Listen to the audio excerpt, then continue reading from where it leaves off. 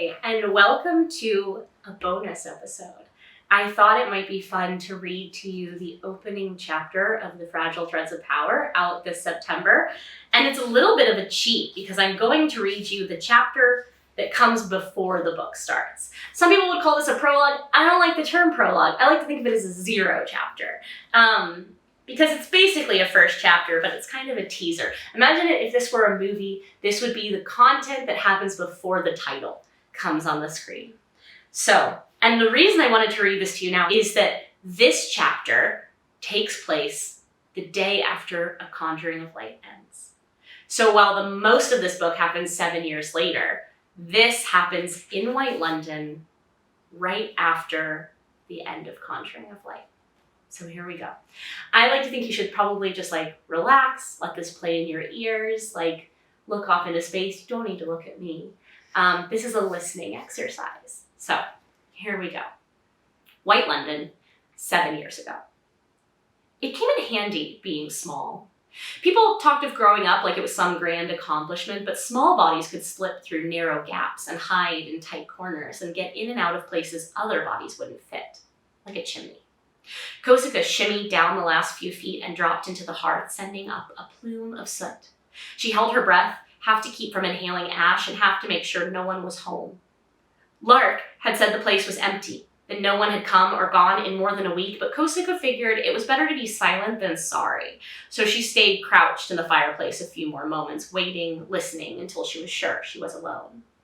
Then she scooted onto the edge of the hearth and slipped off her boots, tying the laces and hanging them around her neck. She hopped down, bare feet kissing the wooden floor, and set off. It was a nice house. The boards were even, and the walls were straight, and though the shutters were all latched, there were a lot of windows, and thin bits of light got in around the edges, giving her just enough to see by. She didn't mind robbing nice houses, especially when people just up and left them unattended.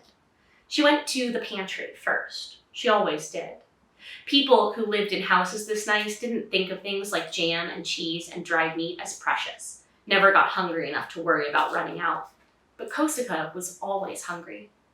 Sadly, the pantry shelves were sparse. A sack of flour, a pouch of salt, a single jar of compote that turned out to be bitter orange. She hated bitter orange.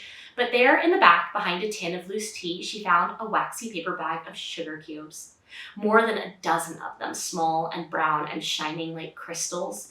She'd always had a sweet tooth, and her mouth began to water even as she tucked one in her cheek. She knew she should only take one or two and leave the rest, but she broke her own rules and shoved the whole bag in her pocket, sucking on the cube as she went off in search of treasure. The trick was not to take too much. People who had enough didn't notice when one or two of their things went missing. They figured they'd simply misplaced them, put them down, forgotten where. Maybe, she told herself, the person who lived here was dead. Or maybe they'd simply gone on a trip. Maybe they were rich enough to have a second home in the country or a really big ship. She tried to imagine what they were doing as she padded through the darkened rooms, opening cupboards and drawers, looking for the glint of coins or metal or magic. Something twitched at the edge of her sight, and Kosika jumped, dropping into a crouch before she realized it was only a mirror.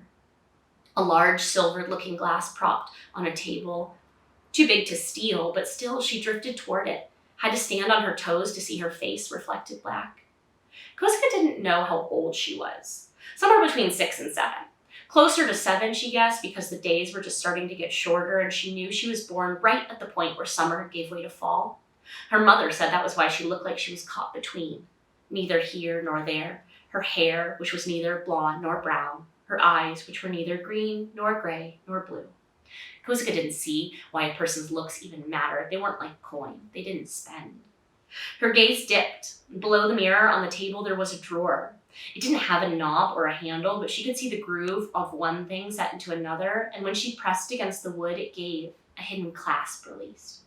The drawer sprang out, revealing a shallow tray and 2 amulets made of glass or pale stone, one bound in leather and the other in thin strands of copper. Amplifiers. She couldn't read the symbols scratched into the edges, but she knew that's what they were. Talismans designed to capture power and bind it to you. Most people couldn't afford magic catchers. They just carved the spells straight into their skin. But marks faded and skin sagged and spells turned with time like rotten fruit, while a piece of jewelry could be taken off and exchanged, refilled. Kosuke lifted one of the amulets and wondered if the amplifiers were worth less or even more now that the world was waking up. That's what the people called the change, as if the magic had just been sleeping all these years and the latest King Holland had somehow shaken it awake. She hadn't seen him yet, not with her own eyes, but she'd seen the old ones, the pale twins who'd rode through the streets, their mouths stained dark with other people's blood. She felt only a pang of relief when she heard they were dead, and if she was honest, she hadn't cared much at first about the new king either. But it turned out Holland was different. Right after he took the throne, the river began to thaw, and the fog began to thin, and everything in the city got a little brighter, a little warmer. And all at once, the magic began to flow again. Not much of it, sure, but it was there, and people didn't even have to bind it to their bodies using scars or spell work. Her best friend, Lark, woke up one morning with his palms prickling the way skin did sometimes after it went numb and you had to rub the feeling back. And a few days later, he had a fever, sweat shining on his face, and it scared Kosuke to see him so sick. She tried to swallow up the fear, but it made her stomach hurt, and all night she lay awake, convinced he would die and she'd be even more alone. But then the next day, there he was, looking fine. He ran toward her and pulled her into an alley and held out his hands cupped together like he had a secret inside, and when he opened his fingers, Kosuke gasped. There, floating in his palms, was a small blue flame. And Lark wasn't the only one. Over the last few months, the magic had sprouted up like weeds. Only it never grew inside the grown-ups, at least not in the ones who wanted it most. Maybe they'd spent too long trying to force magic to do what they wanted and it was angry. Kosuke didn't care if it skipped them as long as it found her. It hadn't. Not yet. She told herself that was okay. It had only been a few months since the new king took the throne and brought the magic with him, but every day she checked her body, hoping to find some hint of change, studied her hands, and waited for a spark. Now Kosuke shoved the amplifiers in her pocket with the sugar cubes and slid the secret drawer shut and headed for the front door. Her hand was just reaching for the lock when the light caught on the wooden threshold and she jerked to a stop. It was spelled. She couldn't read the markings, but Lark had taught her what to look for. She looked balefully back at the chimney. It was a lot harder going up than down, but that's exactly what she did, climbing into the hearth and shoving her boots back on and shimmying up. By the time Kosuke got back onto the roof, she was breathless and soot-stained, and she popped another sugar cube into her mouth as a reward. She crept to the edge of the roof and peered down, spotting Lark's silver blonde head below, hand outstretched as he pretended to sell charms to anyone who passed, even though the charms were just stones painted with fake spells, and he was really standing there to make sure no one came home while she was still inside. Kosuke whistled, and he looked up, head cocked in question. She made an X with her arms, the sign for a spell she couldn't cross, and he jerked his head toward the corner, and she liked that they had a language that didn't need words.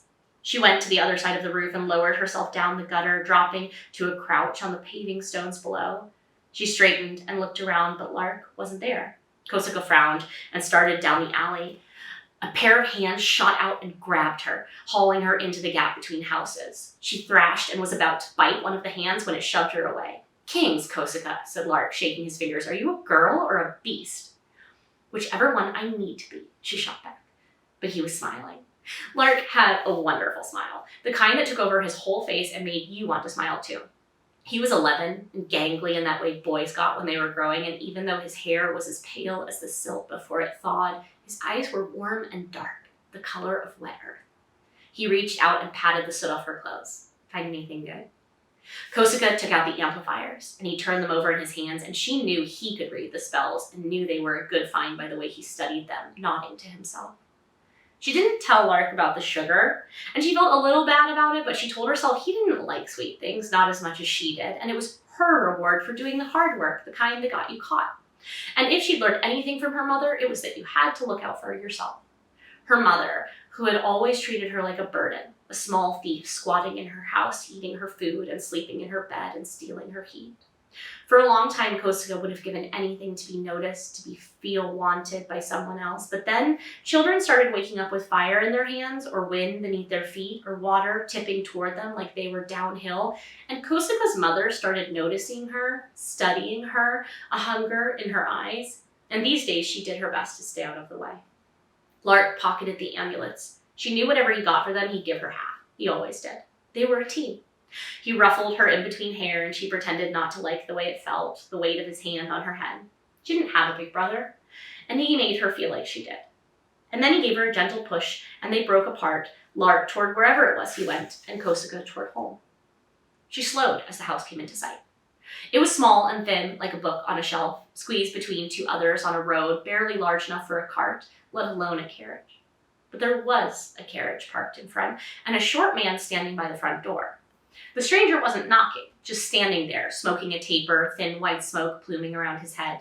His skin was covered in tattoos, the kind the grown-ups used to bind magic to them. He had even more than her mother. The marks ran over his hands and up his arms, disappearing under his shirt and reappearing at his throat. She wondered if that meant he was strong or weak. As if the man could feel her thinking, his head swiveled toward her, and Kosuke darted back into the shadow of the nearest alley. She went around to the back of the house, climbed the crates beneath the window. She slid the frame up, even though it was stiff, and she'd always had a fear that it would swing back down and cut her head right off as she was climbing through. But it didn't, and she shimmied over the sill and dropped to the floor, holding her breath. She heard voices in the kitchen. One was her mother's, but she didn't recognize the other. There was a sound, too, the clink, clink, clink of metal. Kosuke crept down the hall and peered around the doorway and saw her mother and another man sitting at the table. Kosuke's mother looked like she always did, tired and thin like a piece of dried fruit, all the softness sucked away. But the man she'd never seen before. He was stringy like gristle, his hair tied back off his face. A black tattoo that looked like knots of rope traced the bones of his left hand, which hovered over a stack of coins. He lifted a few and let them fall one by one back onto the stack. That was the sound she'd heard. Clink, clink, clink. Clink, clink, clink. Clink, clink, clink. Kosuke. She jumped, startled by her mother's voice and by the kindness in it. "Come here," said her mother, holding out her hand. Black brands ringed each of her mother's fingers and circled her wrist, and Kosuke resisted the urge to back away because she didn't want to make her mother mad. She took a cautious step forward, and her mother smiled, and Kosuke should have known then to stop out of reach, but she took another slow step toward the table. "Don't be rude," snapped her mother, and there, at least, was the tone she knew. "Her magic hasn't come in yet," her mother added, addressing the man, "but it will. She's a strong girl." Kosuke smiled at that. Her mother didn't often say nice things. The man smiled too, and then he jerked forward, not with his whole body, just his tattooed hand. One second it was there on the coins, and the next it was around Kosuke's wrist, pulling her close. She stumbled, but he didn't let go. He twisted her palm up, exposing the underside of her forearm and the blue veins at her wrist. He said, awfully pale. His voice was wrong, like rocks were stuck inside his throat, and his hand felt like a shackle, heavy and cold around her wrist. She tried to twist free, but his fingers only tightened. "She does have some fight," he said, and panic rose in Kosuke because her mother was just sitting there watching. Only she wasn't watching her. Her eyes were on the coins, and Kosuke didn't want to be there anymore because she knew who this man was, or at least what he was. Lark had warned her about men and women like him, collectors who traded not in objects but in people, anyone with a bit of magic in their veins. Kosuke wished she had magic so she could light the man on fire, scare him, make him go away. She didn't have any power, but she did at least remember what Lark told her about where to hit a man to make him hurt. So she wrenched backward with all her weight, forcing the stranger to his feet, and then she kicked him hard as she could, right between the legs. The man made a sound like a bellows, all the air whooshing out, and the hand around her wrist let go as he crashed into the table, toppling the stack of coins as she shot toward the door. Her mother tried to grab her as she passed, but her limbs were too slow, her body worn out from all those years of stealing magic, and Kosuke was out the door before she remembered the other man and the carriage. He came at her in a wreath of smoke, but she ducked beneath the circle of his arms and took off down the road. Kosuke didn't know what they'd do if they caught her. It didn't matter. She wouldn't let them. They were big, but she was fast, and even if they knew the streets, she knew the alleys and the steps and all 9 walls and the narrow gaps in the world, the ones that even Lark couldn't fit through anymore. Her legs started to hurt and her lungs were burning, but Kosuke kept running, cutting between market stalls and shops until the buildings staggered and the path climbed into steps and gave way onto the silver wood. And even then, she didn't stop. None of the other children would go into the wood. They said it was dead, said it was haunted, said there were faces in the trees, eyes watching from the peeling gray bark.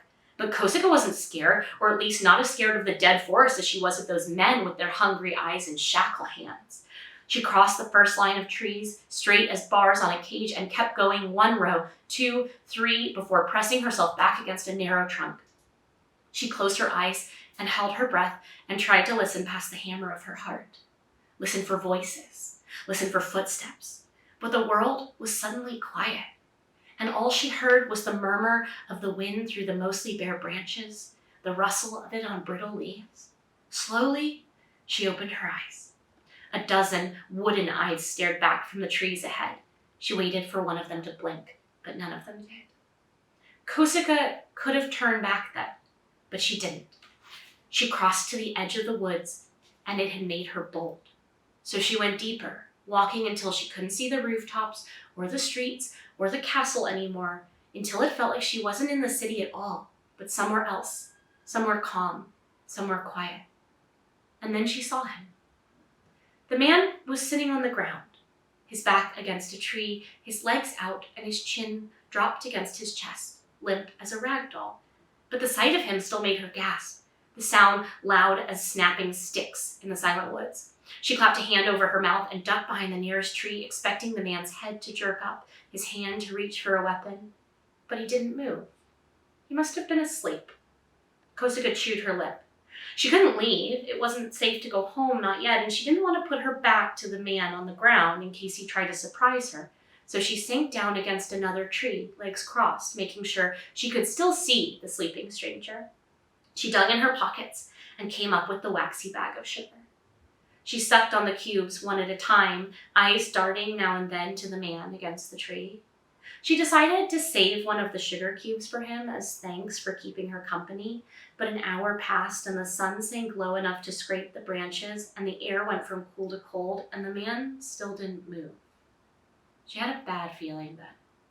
"Os?" she called out, wincing as the sound of her voice broke the silence of the silver wood, the word bouncing off the hard trees. "Hello? Hello? Hello?" Kosika got to her feet and made her way toward the man. He didn't look very old, but his hair was silver white, his clothes finely made, too nice to be sitting on the ground. He wore a silver half-cloak, and as she knew as soon as she got close enough, he wasn't sleeping. He was dead. Kosika had seen a dead body before, but it had been much different. Limbs askew and insides spilled out on the cobblestones. There was no blood on the man beneath the tree. He looked like he'd just gotten tired and decided to sit down and rest, and never managed to get back up. One arm was draped in his lap, the other hung at his side. Kosika's gaze followed it down to his hand where it touched the ground. There was something beneath his fingers. She leaned closer and saw that it was grass. Not the hard, brittle blades that coated the rest of the silverwood, but soft, new shoots, small and green and spreading out beneath him like a cushion. She ran her fingers over it, recoiling when her hand accidentally grazed his skin. The man was cold. Her eyes went to his silver half-cloak. It looked nice and warm, and she thought of taking it, but she couldn't bring herself to touch him again. And yet, she didn't want to leave him either. She took the last of the sugar cubes from the waxy bag and set it in his palm, just as a sound shattered the quiet, the scrape of metal and the thud of boots. Kosika leapt up, darting into the trees for cover, but they weren't coming after her. She heard the steps slow, then stop, and she stopped too, peering around a narrow trunk. From there, she couldn't see the man on the ground, but she saw the soldiers standing over him. There were 3 of them, their silver armor glinting in the thin light. Royal guards. Kosika couldn't hear what they were saying, but she saw one kneel, heard another let out a ragged sob, a sound that splintered the woods and made her wince and turn her back and run. And that's the chapter before the chapter. And yeah, I can't wait for you to get to know Kosika and Tess and the new cast of The Threads of Power.